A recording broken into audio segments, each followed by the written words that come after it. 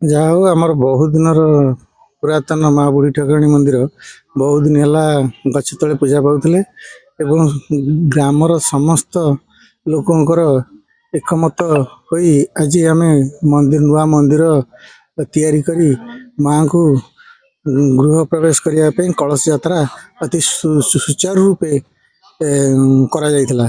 ଏଥିରେ ଗ୍ରାମବାସୀଙ୍କର ଅବଦାନ ବହୁତ ଥିଲା ଏବଂ ସବୁ କାମ ସେ ମାଙ୍କ କୃପାରୁ ବହୁତ ଆନନ୍ଦର ସହିତ ସବୁ ବିନା ଦ୍ୱିଧାରେ ସବୁ କାର୍ଯ୍ୟ ପରିଚାଳନା କରାଯାଇଛି।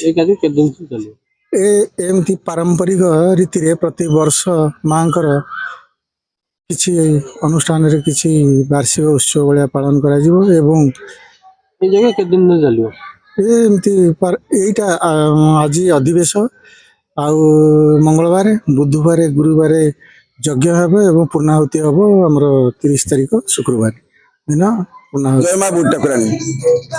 ବହୁତ ଦିନର ପ୍ରତୀକ୍ଷା ପରେ ଆମ ବୁଢ଼ୀ ଠାକୁରାଙ୍କର ସ୍ୱତନ୍ତ୍ର ନୂତନ ମନ୍ଦିର ନଥିଲା, ତେଣୁ ବହୁତ ଦିନର ଅଭ୍ୟାସରେ ପୂର୍ଣ୍ଣ ହେଇକି ସମସ୍ତିଙ୍କ ଗାଁ ଲୋକଙ୍କର ସହମତିରେ ଏବଂ ସାହାଯ୍ୟରେ ଗୋଟେ ବଢିଆ ମନ୍ଦିରର ପ୍ରତିଷ୍ଠା କରାଯାଉଛି। ମନ୍ଦିର ନୂତନ ନିର୍ମାଣ ତିଆରି ହେଇକି ପ୍ରତିଷ୍ଠା କରାଯାଉଛି ଏବଂ ଆଜି ଆମ ଗ୍ରାମର ପ୍ରାୟ ସ୍ତ୍ରୀ ଲୋକ ପୁରୁଷ ଲୋକ ଅତି ଆନନ୍ଦର ସହିତ ଜଳଯାତ୍ରାରେ ଆସି ଏଠି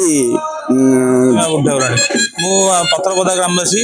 ଆଜି ଆମ ମା ବୁଢ଼ୀ ଠାକୁରାଣୀଙ୍କର ନୂତନ ମନ୍ଦିର ପ୍ରତିଷ୍ଠା ଉତ୍ସବ ଆଜି କଳସ ଯାତ୍ରା ଶୋଭାଯାତ୍ରାରେ ଆମେ ସମସ୍ତେ ପ୍ରାଚୀ ନଦୀ ତଟକୁ ଆସିଥିଲୁ। ସମସ୍ତ ଗ୍ରାମବାସୀ ଆସି ଏଠି ପାଣି ବର୍ତ୍ତମାନ କଳସ ଯାତ୍ରା ଚାଲିଛି।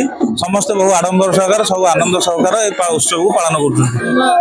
ଆମ ପତ୍ରପଦା ଗ୍ରାମର ବୁଢ଼ୀ ଠାକୁରାଣୀ ନିମନ୍ତେ ଆମେ ପାଣି ଉଠେଇବା ପାଇଁ ମାଧବ ପ୍ରାଚୀ କୂଳକୁ ଆସିଛୁ। ଗାଁର ଜୟ ମା ବୁଢ଼ୀ ଠାକୁରାଣୀଙ୍କର ଅନୁଷ୍ଠାନ ହଉଛି, ଭଲ ଲାଗୁଛି।